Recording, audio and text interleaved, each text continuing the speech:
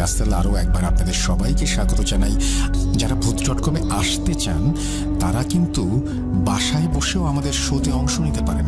আপনার ঘটনাটি রেকর্ড করে ফেলবেন, তো রেকর্ড করে ফেলুন। আপনাদের প্রত্যেকের হাতে স্মার্ট ডিভাইস রয়েছে এবং সেই মোবাইল ফোনের মাধ্যমে কিন্তু আপনারা আপনাদের ঘটনা রেকর্ড করে অ্যাটাচ করে পাঠিয়ে দিতে পারেন ইমেইলের মাধ্যমে। তাহলেই আর কোনো ঝামেলা নেই। যাই হোক, আমরা আসলে খুবই বেশি জোর দিচ্ছি, নেক্সট কয়েক মাস জোর দেব অডিও ক্লিপের ওপরে। চলুন কথা না বাড়িয়ে আরও একটি অডিও ক্লিপ শুনে আসি। আসসালামু আলাইকুম রাসেল ভাই। আসলে ভূত.com-এ যে এখন আমরা ভয়েস মেলে ঘটনা পাঠাতে পারি, এটা আমাদের জন্য আসলে খুবই সুখবর। তো ভাইয়া আমি কথা বাড়াবো না, সরাসরি আমি আমার ঘটনায় যাব। আপনি বলেছেন যে এই ঘটনাটা আপনি না বলে আমার নিজের মুখেই যেন পাঠাই, কেননা অনেক দর্শক বিগত আমার অনেক ঘটনা পছন্দ করেছে, যার জন্য বলেছেন যে আমি যেন রেকর্ড করে পাঠাই। তো ভাইয়া আসলে ধন্যবাদ আমাকে সুযোগ করে দেওয়ার জন্য ভূত.com-এ। নিশ্চয়ই আপনার অনেক ভালো লেগেছে ঘটনাটি, এই জন্য হয়তো বা বলেছেন যে আমাকে ভয়েস মেল পাঠাতে। এই জন্য আমি চিরকৃতজ্ঞ থাকবো। আমি সরাসরি ঘটনায় চলে যাই। আমার এক বন্ধু, চাইল্ডহুড ফ্রেন্ড, মানে ও হচ্ছে আমার বাল্যকালের বন্ধু ছিল, রিফাত। তো আমরা দুই বন্ধু একসঙ্গেই পড়াশোনা করি ঢাকায়। তো আমি এসএসসি দেওয়ার পর, এসএসসিতে A+ পাওয়ার পর আমরা আসলে ঢাকায় চলে যাই, ইন্টারে ওখানে পড়ি, একটা বিদ্যালয়ে পড়ি, আমি নাম বলবো না। তো সেখানে পড়ার পর আমরা ওখানে আবাসিক থাকি, থাকার পর দুইজনে একসঙ্গেই পড়াশোনা করি। তো একদিন যে ঘটনা ঘটবে, রিফাত, আমি তো ঢাকায় ছিলাম, রিফাত বাড়িতে আসবে। তো বাড়িতে আসার সময় একটা ঘটনা, রাসেল ভাইয়া, আসলে আমার বন্ধু ওর হচ্ছে বের হওয়ার কথা 8টার সময়। ও একটা বাসের টিকিট কাটছিল, আমি নাম বলবো না, স্বনামধন্য একটা বাস। ওই বাসের টিকিট কাটার পর সে আসলে বাস ফেল করার পর সে ওই বাসের মধ্যে আর আসতে পারে না। তারপর ও হচ্ছে চিন্তা করলো যে আমি তাহলে যদি অন্য কোনো একটা লোকাল বাস টাস থাকে, সে বাস ধরে আমি বাড়িতে যাব। তা রিফাত লোকাল একটা বাসের টিকিটও পাইলো, ঠিকঠাক ম্যানেজ করছে। করার পর ও বাড়িতে আসবে। তো যখন বাসের সঙ্গে বসার পর দেখলো যে মানে ওর সিটে আগের থেকে একজন মেয়ে বসা ছিল। পরে মেয়েকে বললো যে আপু, আসলে আমার সিটটা তো জানালার সাথে, আপনারটা মনে হয় এদিকে। তা মেয়ে বললো যে ভাই, আমার একটু সমস্যা হয়, আমি জানালার পাশে বসি। তা রিফাত বললো ঠিক আছে আপু, বসেন। কিন্তু ওই মেয়ের সঙ্গে আসলে ওর খুব একটা ভালো সম্পর্ক হয়ে যায়, মানে ওখানেই কথাবার্তা বলার পর একটা ভালো বন্ধুত্ব হয়ে যায়। তারপর দুজন পরে সবাই জানাজানি হলো যে কে কোথায় নামবে। তো বললো যে আমি তো লালমেটে নামবো, আপনি কোথায় নামবেন? তো বললো যে ঠিক আছে, আমি তো লালমেটেই নামতে হবে, কেননা এই গাড়ির তো শেষ স্টপই হচ্ছে লালমেট, কিন্তু আমি যাব হাতিবান্ধায়, মানে লালমেট থেকে আরো অনেক দূরে যাবে, আর এ তো লালমেটেই নামবে রিফাত। তো রিফাত বললো ঠিক আছে, সমস্যা নেই, আমি দেখি একটা বাস টাস ধরে আপনাকে তুলে দেবো। এখন ভাইয়া সেই রাতে রিফাত একসঙ্গে আসলো। আসার পর রাত তখন প্রায় 2টার দিকে হঠাৎ দেখতে পেলো যে তারা আসলে গাড়ির সামনে, অর্থাৎ বাসের সামনে একটা বড় একটা মানে হচ্ছে গাছ পড়ে আছে রাস্তার মধ্যে। তো এখানে কোনো বৃষ্টি নাই, কোনো কিছু নাই, এরকম একটা বাস পড়ে থাকা তো একটা সন্দেহজনক ব্যাপার, যে এরকম বাস কেন পড়ে থাকবে। তো তারপর সবাই বললো যে এরকম কেন পরে। ওখানকার সবাই যাত্রীরা নামার পর বাস ওইটা তুলতে যাবে, মানে যে গাছটা আছে গাছটা তুলতে যাবে, অটোমেটিকলি ভাইয়া গাছটা সোজা হয়ে দাঁড়িয়ে গেছে। মানে এটা তো বাস ড্রাইভার সবাই, মহিলাগুলো একদম চিৎকার দিয়ে উঠছে ওখানে, যে এটা কিভাবে সম্ভব হতে পারে। এগুলো তো আমরা আগে শুনতাম, এটা কিভাবে সম্ভব। পরে রিফাত এই জিনিসটা দেখার খুবই আতঙ্কিত ছিল। তো তারপরে এসে আবার বাসে বসলো এবং বাস খুব দ্রুত ওখানে টান দিয়ে গেল। এবং সবচেয়ে ভয়ঙ্কর সমস্যাটা হচ্ছে, রাত তখন প্রায় বাজে 4:10-20 এইরকম সময়। রিফাত এবং ওই মেয়েটি নামলো লালমনিরহাটে, এবং নামার পর পুরো রাস্তা, মানে ওরা দুজনকে নেমে দিয়ে গাড়ি সামনে চলে গিয়ে গাড়ি মানে স্টপে চলে যাবে, মানে যেখানে রাখা হয় গাড়ি, যে কালকে চালাবে যে বাস, তো ওইখানে নিয়ে গেছে ওদের স্ট্যান্ডে। এদেরকে একটা ফাঁকা রাস্তায় দুজনকে একটা রোডের মধ্যে দাঁড় করাইলো, এবং করানোর পর আমার বন্ধু রিফাত আর কি, ও দাঁড়িয়ে আছে যে আর একটা যদি কোনো বাস আসতো ওখান থেকে, যে ওই মেয়েটাকে সে পাঠিয়ে দেবে আর কি হাতীবান্ধায়। তো সেই অপেক্ষায় সে দাঁড়িয়ে আছে। হঠাৎ করে একটা মানে মাইক্রো আসছে, যে মাইক্রোটা মানে অদ্ভুত রকমের একটা পরিস্থিতি তারা দেখলো, যে মাইক্রোটা ভাইয়া এত মানে আস্তে আস্তে যাচ্ছে তাদের সামন দিক দিয়ে, এবং মাইক্রোটা কোনোভাবেই রাস্তার মধ্যে লেগে যে চাকাগুলো চলবে এরকম না, রাস্তা থেকে মিনিমাম ভাই 1 হাত উপরে ও মাইক্রোটা চলছে, আর দেখাই যাচ্ছে যে চাকাটা কোনো ঘুরতেছে না কিন্তু যাচ্ছে। তো এটা দেখার পর তারা দুজন আসলে খুবই ভয় পেয়ে যায়, এবং আশেপাশে এমন একটা জায়গায় নেমে দিয়েছে যে বাজারের মধ্যে, সেই বাজারের আশেপাশে ভাই একটা কেউই নেই, আর বাজার পাহারাদার মনে হয় ওইদিকে নাক ডেকে ঘুমাচ্ছে, তাকেও দেখা যাচ্ছে না, মানে এরকম একটা পরিস্থিতি। এখন এই মেয়েটাকে সে কিভাবে ছেড়ে দিয়ে ও আসলে বাড়িতে চলে যায়, এটাও তো একটা কথা থাকে। তারপর ভাইয়া তারা কিছুক্ষণ একটু মানে আগাচ্ছিল, হঠাৎ করে কিছু সংখ্যক লোক মানে একটু আপসা আপসা দেখতে পেল সে, যে কিছু সংখ্যক লোক সামনের দিকে ভাইয়া আগুন পোহাচ্ছে, এরকম একটা দেখা যাচ্ছে। তো তারপর ওরা বললো যে কি রে, ওইদিকে মানুষ আছে, তাহলে আমরা যেহেতু এখানে একাই দাঁড়িয়ে আছি, আমরা একটু তাদের কাছে যাই, গিয়ে একটু তাদের সাথে কথা বলি। কিন্তু দুর্ভাগ্যবশত হচ্ছে ভাইয়া যে ওরা যখন এগিয়ে গেল সামনের দিকে, যাওয়ার পর একটু কাছাকাছি যেতে না যেতে গিয়ে দেখেন ওখানে ভাইয়া আগুন, মানুষ, কিচ্ছু নেই, পুরো একটা মানে জায়গাটা একদম নিস্তব্ধ। তো এইরকম বারবার ঘটতে থাকলে কেউ কি ভাই আসলে ঠিক থাকতে পারে ওই জায়গাটাতে? তো তারপর ওরা চিন্তা করলো যে ঠিক আছে, তাহলে মানে ওরা তো খুবই ভয় ভীত, মেয়েটা বলতেছে যে ভাই আমি তো কি করবো এখন। ওর রিফা তো চিন্তা করতেছে আমি ওকে বাড়িতে নিয়ে গিয়ে কোথায় রাখবো, আমাদের বাড়ি তো এখান থেকে একটু দূরে, তো একটা গাড়িতে তো তুলে দিতেই হবে, এরকম একটি চিন্তা ভাবনা ছিল। তো তারপর সামনে আগাচ্ছে। তারপর ভাইয়া যে আসল ঘটনাটা হলো, পরে একটা বাস আসছে, সেই বাসের মানে লেখাগুলো একটু অদ্ভুত টাইপের ছিল, মানে মনে হচ্ছিল যে রক্ত দিয়ে লেখা বাসের পিছনে আর কি, এইরকম একটা টাইপের। তো এখন ওরা তো রাইতে যাওয়া লাগবে, তো কন্ডাক্টর বলতেছে যে হাতীবান্ধা যাবে নাকি এরকম বলছে। তো আমি ভাবলাম যে যেহেতু আসছে একটা গাড়ি, তো তাকে উঠাই দেই। তো আমার রাসেল ভাই, আমি আমার বান্ধবীকে ওনাকে আর কি পরে উঠাই দিলাম, এরকম একটা কথা বললো, যে আমাকে এইভাবে বলছিল রিফাত যে আমার বান্ধবীকে আমি উঠাই দিলাম। উঠাই দেওয়ার পর গাড়িটা মানে ওকে উঠাই দিয়ে রিফাত জাস্ট এসে ব্যাগটা হাতে ধরছে ভাইয়া, গাড়িটা অদ্ভুত রকমের একদম জোরে একটা টান দিয়ে মনে হচ্ছে গাড়ি উড়ে যাবে না কি, এরকম গাড়ি ঠাস করে চলে গেল। এখন দুর্ভাগ্যবশত হচ্ছে যে আমি যে ওই মেয়ের সঙ্গে এত ভালো একটা সম্পর্ক, এত কথাবার্তা বললাম, আমি কিন্তু ওই মেয়ের নাম্বার পর্যন্ত নেই নাই। এই চিন্তাটা আমাদের মাথায় ছিল না যে তার ফোন নাম্বারটা রাখবো। এখন ওই গাড়িটা আমার মনে হচ্ছিল যে গাড়িটা একদম সামনে গিয়ে অ্যাক্সিডেন্ট করবে, এরকম একটি অবস্থা। আর তারপর মানে যখন ওই মেয়ে তো চলে গেল, তার সাথে আমার শুধু জানাই হইলো যে হাতীবান্ধায় মানে সে যাবে।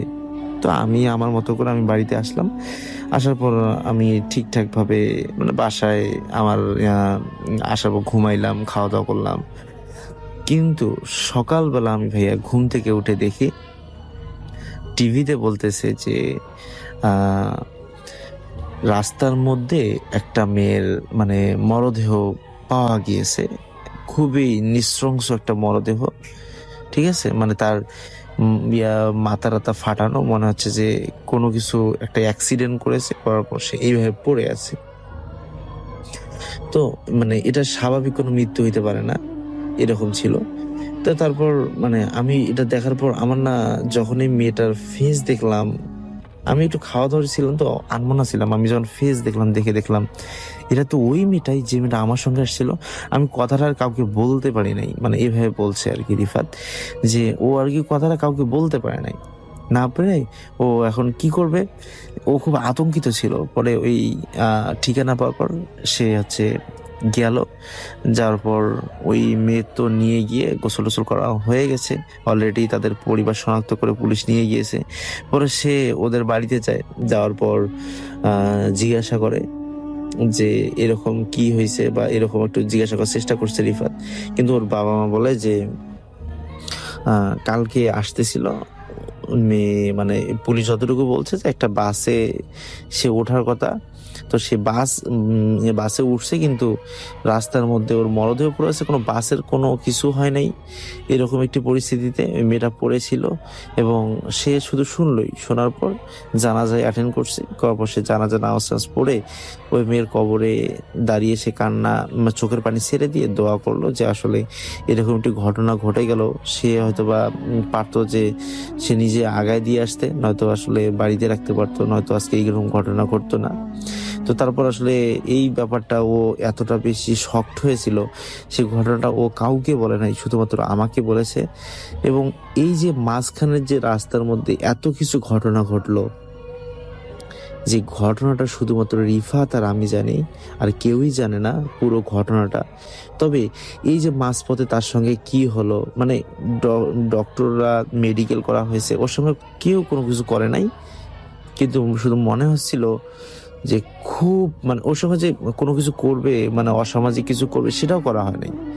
কিন্তু ওর শরীরে এত নৃশংসভাবে কেন আঘাতের চিহ্ন, যেন চোখ দুইটা তুলে দেওয়া হয়েছে, শরীরের কোনো মুখের কোনো ঠিক ঠিকানা নাই, এরকম মারছে বেধড়ক, মানে এইরকম একটা অবস্থা হয়েছে কেন?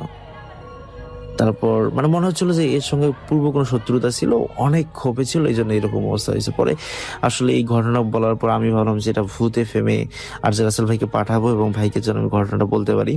তো রাসেল ভাই, আসলে আমি রাকিব আল হাসান, অনেকেই আসলে বলেছেন যে আমার পূর্ববর্তী ঘটনাগুলো ভালো লেগেছে, আমি এটা রিফাতের একটি ঘটনা শেয়ার করলাম, কিছুটা চেষ্টা করেছি।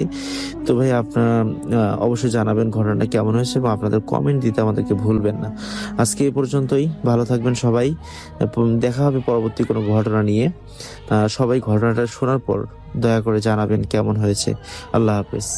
আমরা চলে যাব আফনান ভাইয়ের কাছে, তার ঘটনাটি শুনে আসবো এবং আশা করছি যে আফনান ভাইয়ের ঘটনাটিও আপনাদের ভালো লাগবে। ওয়েলকাম ব্যাক আফনান ভাই, আশা করছি ভালো আছেন এবং ভালোভাবে একটু রিকোয়েস্ট করবো যে আপনার ঘটনাটা শেয়ার করার জন্য। Thank you. আদি সবার সামনে যেটা করতেন সেটা হলো, দেখা যাচ্ছে মুরগি দৌড়ে যাচ্ছে, উনি খপ করে মুরগিটাকে ধরে ফেলতেন, ধরে সবার সামনেই ওই মুরগিটাকে কাঁচা খাওয়া শুরু করতেন। তখন এই দৃশ্য দেখে আসলে সবাই ভয় পেয়ে যান যে না, আসলেই ওনার সাথে মানে অন্য রকমের কিছু আছে, এটা সাধারণ কোন। আমি এই বাড়িটাকে বন্ধ দিয়ে দিচ্ছি। সাধারণত আমরা ওই যে অনেক সময় দেখি যে বাড়ি বন্ধের বিভিন্ন রিচুয়ালগুলো করা হয়, বিভিন্ন প্রক্রিয়াগুলো করে বাড়ি বন্ধ করা হয়। তখন বলে যে এখানে তো ওই কিছু দুষ্টু জিনের উপদ্রব আছে, বাড়িটা বন্ধ করে দিলে এরা আসতে পারবে না। কিছু ছিল না, একদম স্বাভাবিক। তো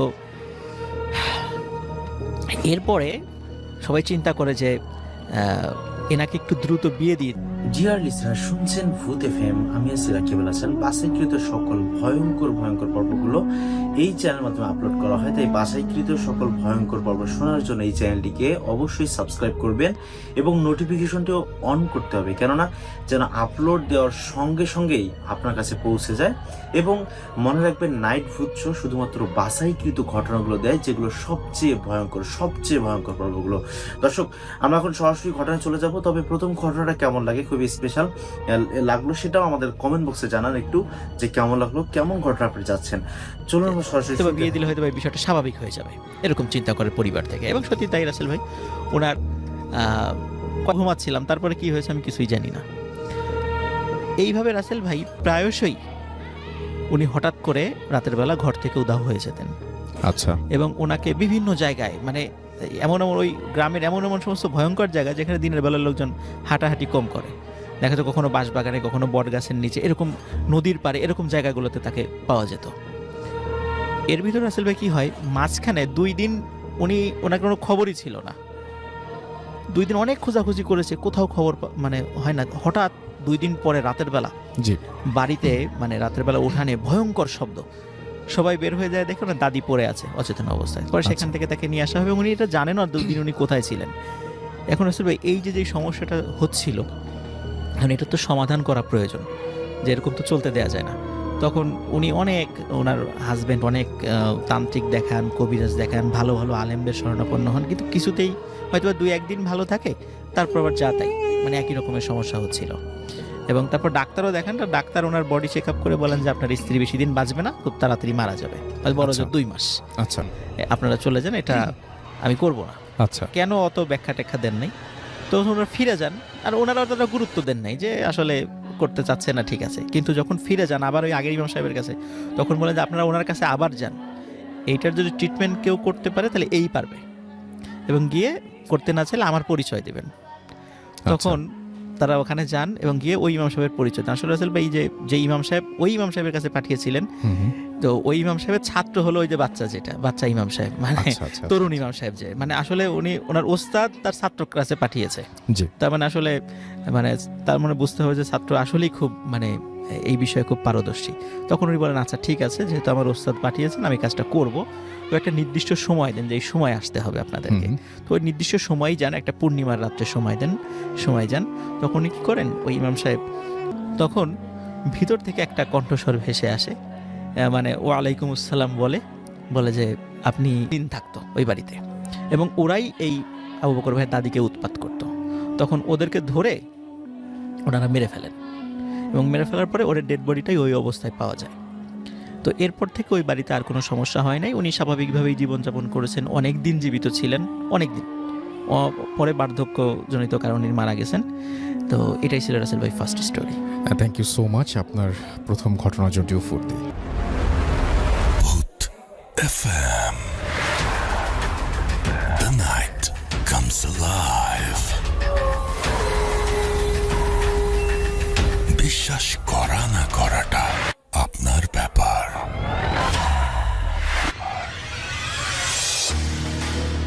একদমই তাই, বিশ্বাস করা বা না করাটা আপনার ব্যাপারে। You are listening to radio Foorti FM. ঘড়িতে সময় রাত 12:27। আমি রাসেল আছি, সাথে চলছে ভূত এফএম, এবং আমাদের আরও একজন নতুন অতিথি আমাদের সাথে আছেন। আপনার নামটা প্লিজ একটু বলবেন, কোথা থেকে এসেছেন, তারপরে আপনার ঘটনায় যাব আমরা। আরেকবার বলতে হবে প্লিজ। আসসালামু আলাইকুম। জি ওয়ালাইকুম আসসালাম। কৌশিক, আমি থাকি হলো মিরপুর। জি। আর এই তো আজকে আমার ঘটনাটা হলো আসলে গত বছর শীতের সময় আমি যাই হলো আমার দাদা বাড়িতে। জি। দাদা বাড়িতে যখন বেড়াতে যাই, এটা ছিল খুলনা একটা জায়গা, বাগেরহাট সাইডে। তো রাত্রেবেলা শীতের সময় ঢোকার পরে দেখি রুমের দুপাশে দুটো সিঙ্গেল খাট আছে। এক সাইডে খাটে একজন শুয়ে আছে এবং পা থেকে মাথা পর্যন্ত চাদর দিয়ে ঢাকা। তো আমার তখন মনে হলো ঠিক আছে, আমার ছোট চাচা আমরা ঘুমানোর আগে দেখেছিলাম সে ওখানে ছিল ওই ঘরে, ফোন নিয়ে ফেসবুকিং বা কিছু একটা করছিল। তা আমার মনে গেছে চাচা হয়তো এখানে নিচে যাওয়ার কথা, কিন্তু সে যায়নি, ওইখানেই ঘুমিয়ে পড়েছে। তো ঠিক আছে, তো আমি রুমে ফেরত আসলাম যে না, ওরকম কেউ তো আমি দেখলাম না, এবং সম্ভবত ওই রুমে তো চাচা ঘুমানো, ওখানে তো কেউ ঢুকেনি। তো আমার বউয়ের প্রথম সন্দেহ ছিল যে এটা কোনো চোর নাকি। তো আমার তখন একটু সন্দেহ হয়েছিল যে এটা চোর না, এটা অস্বাভাবিক কিছু, যেটা আমরা শুনে থাকি। তো আমি ওকে বললাম না ঠিক আছে, তুমি ঘুমিয়ে পড়ো, এটা তেমন কিছু না। তারপরে ওকে নিয়ে আমি ওয়াশরুমে গেলাম। সকালবেলা আমি আমার চাচাকে যখন জিজ্ঞেস করলাম যে চাচা, আমরা রাত্রে তো এরকম একটা ঘটনা ঘটলো, আপনি তো ওই রুমেই ছিলেন, আমি তো আপনাকে দেখলাম। তখন সে আমাকে বলল যে না, আমি তো রাত্রেবেলা ছিলাম রুমে সঠিক, কিন্তু এরপরে তো আমি নিচে চলে গিয়েছিলাম আমার পরিবারের সাথে সাথে। তখন একটু ভয় লাগলো যে তাহলে কি আমি অন্য কিছু দেখলাম। পরে আমার দাদি, উনি এখন আর নেই, তো উনি তখন এই ঘটনাটা রেগুলার অনেক শিপমেন্ট আসতো, ওই শিপমেন্টগুলো আবার আমাদের যিনি এয়ারপোর্ট মানে যিনি ম্যানেজার ছিলেন, ওই স্যারকে আবার এগুলো অনেক কষ্ট করে আবার মানে হেড অফিসে গিয়ে মানে গুলশানে এসে এটা করতে হতো আর কি। তো একদিন যেটা হয় রাসেল ভাই, উনি গুলশানে আসেন, আসার পরে উনি কাজ যাই হোক করেন আর কি। কিন্তু আমি মাঝে মাঝে আসতাম, মানে আমাদের কাজ ওইভাবে এখানে ছিল না, হঠাৎ হঠাৎ আসতাম জরুরি কোনো কাজ থাকলে। তবে এমনিতেই আমি একদিন আসি, নতুন অফিস দেখার জন্য আসি আর কি। তো আসার পরে আমি যখনই ওই মানে নতুন একটা মানে মেইন বিল্ডিং ছাড়াও আর একটা বিল্ডিংয়ে অফিসটা নেওয়া হলো পাশেই আর কি, আর একটা জায়গায়। তো আমি যখনই রাসেল ভাই ঢুকি, পুরো বিল্ডিংটা এসি করা ছিল। আমি যখনই ঢুকি সিঁড়ির কাছ থেকে হঠাৎ করে আমার মনে হলো একটা গরম বাতাস আমাকে মানে সজোরে ধাক্কা দিল।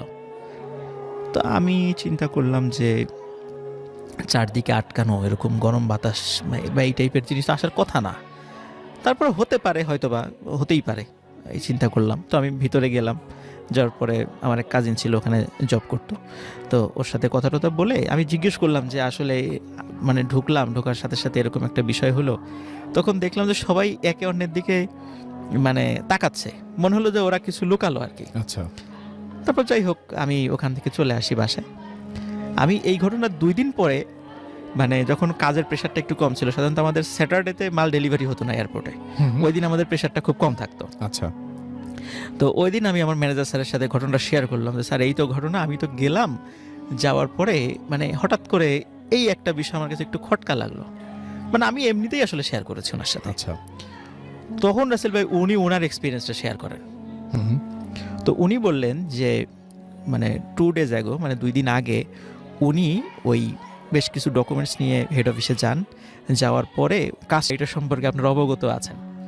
তো এটাই ছিল রাসেল ভাই, যেহেতু আমি মোটামুটি ফার্স্ট আমি এটা এক্সপিরিয়েন্স মানে করেছিলাম যে এখানে হয়তো বা কিছু থাকতে পারে, এবং সত্যি রাসেল ভাই আমি অ্যানালাইসিস করে দেখলাম আসলেই এখানে এই সমস্যাটা আছে, যেটা আমাদের ম্যানেজার স্যারের সাথে ঘটেছিল এবং অনেকের সাথেই ঘটেছিল। তো আমি মোটামুটি ম্যানেজার স্যারের কাছ থেকে এই জিনিসটা শোনার পরে মানে আমি এতদিন তো আসলে বলি নাই, তা আজকে সুযোগ হলো, আজকে এই ঘটনাটা শেয়ার করলাম। Thank thank you. ইউ। একটা অডিও ক্লিপে যাব এবং তারপরে আবারও ফিরে আসবো। সেই পর্যন্ত আশা করছি আপনারা আমাদের সঙ্গেই থাকবেন।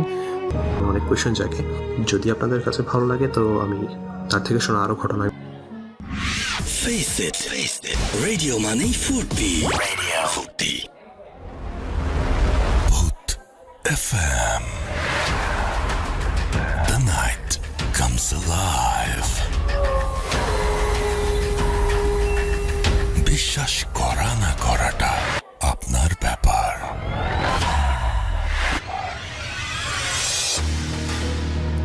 ঠিক তাই, বিশ্বাস করা বা না করাটা কমপ্লিটলি আপনার ব্যাপার। Your listening to radio Foorti FM, চলছে ভূত এফএম এবং আমি রাসেল আছি সাথে। ঘড়িতে সময় রাত 12:48। আর আমি দেখতে পাচ্ছি যে অনেকেই আমাদের লিখছেন ফেসবুকে, যারা লিখছেন তারা আরও লিখুন। আমি টুইটারটা একটু কয়েকজন আছেন, আমি একটু পড়ে ফেলি।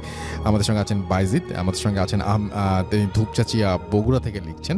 আমাদের সঙ্গে আছেন দেখতে পাচ্ছি শিফাত ইসলাম রাকিব, সুইজারল্যান্ডে চলে যাচ্ছেন তিনি নেক্সট উইকে। তিনি সবাইকে প্রে করতে বলেছেন তার জন্য। আমাদের সঙ্গে আছেন দেখতে পাচ্ছি এছাড়াও পপি, এছাড়াও আমাদের সঙ্গে আছেন দেখতে পাচ্ছি তাহমিনা আফরিন তুলি, এবং তিনি বলছেন যে ফাইনালি তিনি ভূত এফএম পেয়েছেন অ্যান্ড হোল উইক তিনি ওয়েট করেছেন ভূত এফএমের জন্য। থ্যাংক ইউ ভেরি মাচ আমাদের সঙ্গে থাকার জন্য। অ্যান্ড আনুজ আমাদের সঙ্গে আছেন এবং তিনি ইন্ডিয়া থেকে শুনছেন এবং তিনি বলছেন যে ইন্ডিয়া থেকে শুনছেন তিনি, এবং তিনি ভূত এফএমের অনেক বড় একজন ফ্যান। ফুর্তি অ্যাপ দিয়ে তিনি শুনছেন। ওকে, থ্যাংক ইউ সো মাচ আমাদের সঙ্গে থাকার জন্য। আমাদের সঙ্গে আছেন এছাড়াও দেখতে পাচ্ছি মোস্তফা কামাল। ফেসবুক পেজ যারা আছেন www.facebook.com/radio.furti and www.facebook.com/bhutfm.russell, এই দুটো পেজও আপনি আমাদের সাথে কানেক্টেড থাকতে পারেন। আমাদের সাথে যদি আপনি ইমেইল বা আপনার ঘটনা শেয়ার করতে চান তাহলে চলে যান, আমাদের ইমেল অ্যাড্রেসটা আপনাদের মনে রাখতে হবে। আমাদের ইমেল অ্যাড্রেস হচ্ছে bhutfm@radiofurti.fm, which is bhutfm@radiofurti.fm।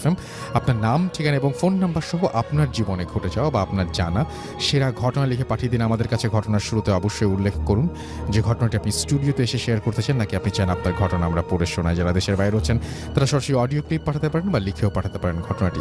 আমরা চলে যাব আমাদের নেক্সট যে আমাদের গেস্ট রয়েছেন তার কাছে। আপনার নামটা একটু জানতে চাইবো, প্লিজ আপনার নামটা একটু বলবেন, তারপরে আপনি কোথা থেকে এসেছেন সেটা একটু কাইন্ডলি বলবেন, তারপরে আপনার ঘটনায় যাব। জি, আসসালামু আলাইকুম। ওয়ালাইকুম আসসালাম। আমার নাম তানভীর। জি। আমি মিরপুর ডিএইচএস থেকে এসেছি। জি। Thank you for having me. আমার হৃদয়টা অনেক দুর্বল। আচ্ছা, আমি খুব ভীতু কিসিমের একটা মানুষ। আচ্ছা, তো ব্যক্তিগতভাবে কোনো সময় আমি এরকম ভৌতিক ব্যাপারে এক্সপেরিয়েন্সড হয়নি আমার, বাট হোপফুলি যেদিন হবে হয়তো বা আমি আর থাকবো না বলার জন্য। সো আমি যেটা বলতে চাচ্ছি সেটা হচ্ছে একটা শোনা কথা, মানে আমি আরেকজনের কাছ থেকে শুনেছি, নিজে এক্সপেরিয়েন্স করিনি। সেটা হচ্ছে আমি ছোটোবেলায়, this is a story back in 95, যেটা ছিল সেটা পুরোটা তার কাটাতে ঘেরা ছিল। আচ্ছা, তো রাত তখন হয়তো বা বাজে 2:30 বা 3টা, মোস্টলি এই টাইমটাতেই সব কিছু হয়। সো হ্যাঁ, 3টা খুবই একটা মানে অন্যরকম ধরনের একটা time। এরকমই। সো ওই টাইমটাতে আমরা সবাই ঘুমোচ্ছিলাম, তো হুট করে ছাদে মনে হচ্ছিল কেউ যিনি হাঁটছে। এখন একটা নর্মাল মানুষ যখন হাঁটবে আর যখন একজন ভারী মানুষ হাঁটবে তখন কিন্তু একটা তফাৎ হবে। সেটাই। সো যেহেতু বাসাটা সিঙ্গেল ফ্লোর ছিল, উপরে হাঁটাটা কোনো মানে হাঁটাটা প্রশ্নে আসে না, হাঁটাটা, বিকজ সিঙ্গেল ফ্লোর। আর উপরে যদি কেউ উঠে, it's either going to be একটা কেউ চোর হতে পারে অথবা ডাকাত। সো এই আওয়াজ পেয়ে স্বাভাবিকভাবে আমার বাবা মা তো না, বাবা, চাচা এবং আরেকজন ছিল আমার চাচা, তো ওনারা 3জনই বের হয়ে গিয়েছে বাসা থেকে। এখন ছাদটা, আমাদের সিঙ্গেল ফ্লোর যে ছাদ ছিল, এটা উঠতে হলে একটা মই দরকার ছিল, মই আচ্ছা। ছাড়া ছাদে ওঠা সম্ভব ছিল না।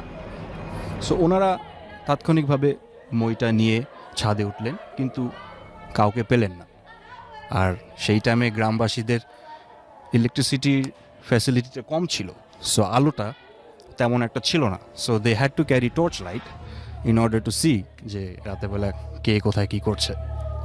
তো ওনারা ছাদে উঠে টর্চ লাইট দিয়ে যখন দেখলেন যে কেউ নেই, তখন ব্যাপারটা সবারই একটু নাড়া দিয়ে উঠলো যে যেটা হচ্ছে কি অ্যাকচুয়ালি জিনিসটা কি, কারণ বাউন্ডারি তো তার কাটাতে ঘেরা, আর কেউ যদি আসেও তার তো যেতেও সময় লাগবে, আর আওয়াজ তো পাবো যেতে গেলে। তো এরকম কোনো যখন সাইন্স পেল না, তখন স্বাভাবিকভাবে সবাই একটু ভয় পেয়ে উঠলো। কিন্তু তারা যখন নেমে আসে, তখন একটা কালো বিড়ালও তাদের সাথে নেমে আসলো। এইটা আমাদেরকে খন্দকার এমডি আসিফ রোহান আমাদের সঙ্গে আছেন, আমাদের সঙ্গে আছেন মোহাম্মদ রকুনুজ্জামান, টাঙ্গাইল থেকে শুনছেন তিনি। PM মইনুল আমাদের সঙ্গে আছেন, আমাদের সঙ্গে আছেন তারানা তানজুম, এছাড়াও আমাদের সঙ্গে আছেন দেখতে পাচ্ছি মেহরাজ হোসাইন, এছাড়াও আছেন আমাদের সঙ্গে নাহিদ মাহমুদ সিয়াম, আরিয়ান সজীব আমাদের সঙ্গে আছেন, মুক্তার হুসাইন আমাদের সঙ্গে আছেন, ইকবাল নয়ন আছেন আমাদের সঙ্গে, হায়াত ইসলাম হৃদয় আমাদের সঙ্গে আছেন দেখতে পাচ্ছি আরফিন ফাহিম, এছাড়াও আমাদের সঙ্গে আছেন দেখতে পাচ্ছি শৌকত আহমেদ সহ আরও অনেকে। আমরা চলে যাব আবারও আপনার ভাইয়ের কাছে। আপনার ভাই, চলুন আপনার তৃতীয় ঘটনাটা শুনে আসি। থ্যাংক ইউ রাসেল ভাই, আমাকে You are আবার most সুযোগ welcome. দেওয়ার জন্য। জি। ভাইয়া, এখন যেটি শেয়ার করবো এটা আমাদের রাজবাড়ির ঘটনা। জি। তো ঘটনাটি আসলে অনেক আগে, প্রায় আমাদের মুক্তিযুদ্ধের আগের ঘটনা। তো যার সঙ্গে ঘটেছিল, ওনার নাম ছিল হচ্ছে জলিল। উনি পেশায় হলো কসাই ছিলেন, আচ্ছা, মানে ওনার প্রফেশনটা ছিল কসাই। বয়স খুব বেশি ছিল না, তো বয়স 20 থেকে 25-এর মধ্যে ছিল বয়স। ওনার বাড়ি ছিল রাজবাড়ির সদর থানার অধীনেই উড়াকান্দা নামক একটা জায়গা আছে, এটা একদম নদীর পাড়ে আর কি। আচ্ছা। রাজবাড়ি একদম পাশে, তো রাজবাড়িটা পদ্মা নদীর পাশে। দিন কোনো কারণে একটু দেরি হয়ে যায়, উনি সাইকেল চালায় বাসার দিকে যাচ্ছিলেন। তো বাসার দিকে যাওয়ার সময় তো আমাদের ওই ওরাকান্দার যে রাস্তাটা আছে, যারা রাজবাড়ী জেলায় আছেন তারা জানেন, সেখানে দাঁতশি নামক একটা জায়গা পড়ে। দাঁতশি পার হয়ে ওরাকান্দা এর মধ্যে ওখানকার স্থানীয় যারা লোক, যারা কৃষি কাজ করতো, জি। যখন ভোরবেলা তারা কৃষি কাজ করার জন্য এসেছে, তখন দেখে যে একটি বিড়াল এরকম মৃত অবস্থায় পড়ে আছে এবং 4-5টা বাচ্চা ওই বিড়ালের ডেড বডির পাশে বসে আচ্ছা। আছে। এখন যে লোকই মানে ওই বিড়ালটা রাস্তা থেকে সরাতে যায়, ওই বাচ্চাগুলো সরাতে দেয় না, মানে কিছুতেই ওখান থেকে সরাতে দেবে না। আচ্ছা। তখন মানে ওরা বাচ্চাগুলো হয়তো বুঝতে পারছে এই ডেড বডিটা নিয়ে হয়তো বা ওরা কোথাও ফেলে দেবে, কিন্তু কোনো একজন ব্যক্তি, একজন ফজরের নামাজ পড়ে যখন আসছিলেন, তখন দেখলেন এই অবস্থা, তখন বললেন যে এই বিড়ালটাকে এইভাবে ফেলে দেওয়া ঠিক হবে না, তো এটাকে আমরা দাফন করে দিই, মানে আচ্ছা। এমনি মাটিতে দাফন করে দিই। তখন উনি নামাজ পড়ে আসছিলেন, তখন অদ্ভুত ব্যাপার, উনি যখন ওই বিড়ালটার গায়ে হাত দিয়েছেন, তখন ওই বাচ্চা বিড়ালগুলো কিচ্ছু বলেনি, এবং যখন ওই বিড়ালটাকে নিয়ে যাচ্ছিল, বাচ্চা বিড়ালগুলো পিছনে পিছনে যাচ্ছে, যে আর কখনো এইভাবে মানে অকারণে কোনো মানে পশুকে বা কাউকে কষ্ট দেবে না, তাহলে আমরা চিন্তা ভাবনা করে দেখতে পারি। তো আচ্ছা। ওই আলেমের রিকোয়েস্টেই পরবর্তীতে মানে ওই জিন্না তাকে ক্ষমা করে দেয় আর কি, এবং তারপর থেকে উনি স্বাভাবিকভাবেই জীবনযাপন করেন। ওনার সন্তানরা এখনও জীবিত আছে, মানে এখনও পরবর্তী যে সন্তানগুলো হয়েছিল, তো তারা স্বাভাবিকভাবেই হয়েছিল। তা ওনার বংশধররা এখনো আছে আর কি, তারা ওরাকান্দায় বসবাস করে, রাজবাড়ী জেলার ওরাকান্দা নামক গ্রামে। আচ্ছা, তো এখানে রাসেল ভাই আমরা ওই যে শুরুতে যে বিষয়টা বললাম যে এই যে রাতের বেলা হোক বা দিনের বেলা হোক অকারণে বিভিন্ন প্রাণীদেরকে কষ্ট দেয়া, এটা হোক সেটা জিন না যাই হোক সেটা, কিন্তু এটা এভাবে কিন্তু আমাদের ধর্মেও কিন্তু বা হাদিসে বা এইগুলো বলা আছে যে অকারণে কোনো প্রাণীকে যেন আমরা কষ্ট না দিই। ওকে, তো যে কোনো সময় এই ধরনের একটা বিপদ চলেই আসতে পারে। থ্যাংক ইউ রাসেল ভাই, thank you so much, thank you, আপনাকে অনেক অনেক ধন্যবাদ। এবং